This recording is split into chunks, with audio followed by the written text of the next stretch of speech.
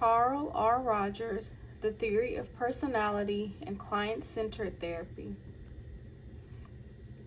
Carl Ransom Rogers is a psychologist and psychotherapist who believed that an individual's needs must be met in order for a person to grow. His humanistic view of psychology led to the idea of recognizing one's self-concept and being able to change it through the practice of client-centered therapy. Rogers' theory is similar to that of Aristotle and Sigmund Freud, that all people are born good and only exhibit negative behaviors if they have negative influences around them.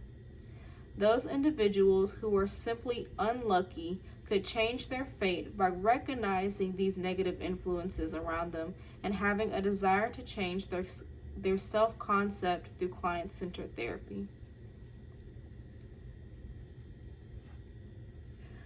Rogers' theory of personality is easier said than done, and it has its problems from a philosophical standpoint.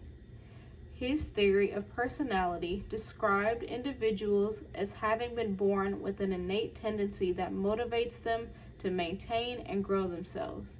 But what about those individuals who don't? As an educator, client-centered therapy is not appropriate for those who do not seek a change or find a problem with their behavior. Children are too young to have the mental capabilities to determine this. It neglects individuals who are also in special education, which is what I teach, because what about those students who suffer from extreme mental illnesses like schizophrenia, psychosis, and are emotionally disturbed?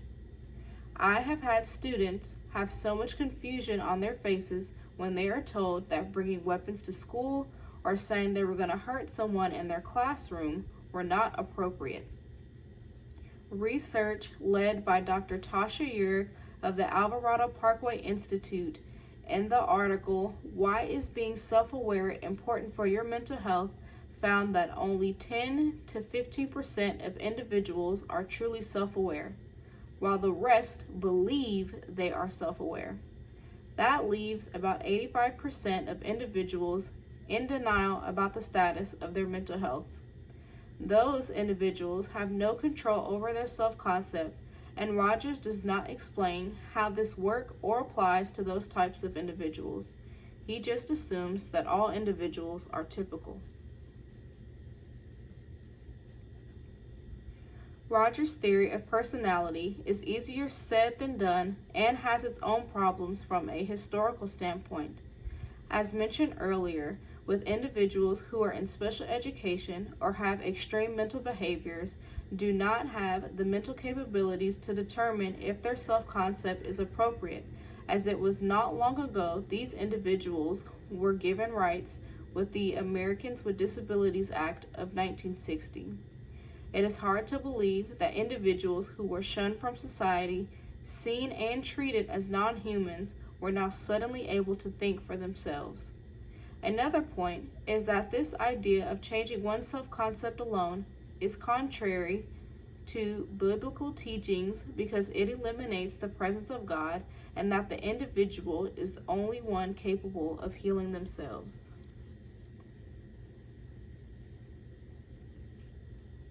Rogers' theory of personality and the idea of client-centered therapy is optimistic and is significant because it influences student-centered learning, which is a great tool for the classroom as it promotes speaking, listening, writing, and collaboration with other students. However, this autonomy should not be given to children outside of the classroom when determining which social norms they want to follow. There are rules in place for a reason.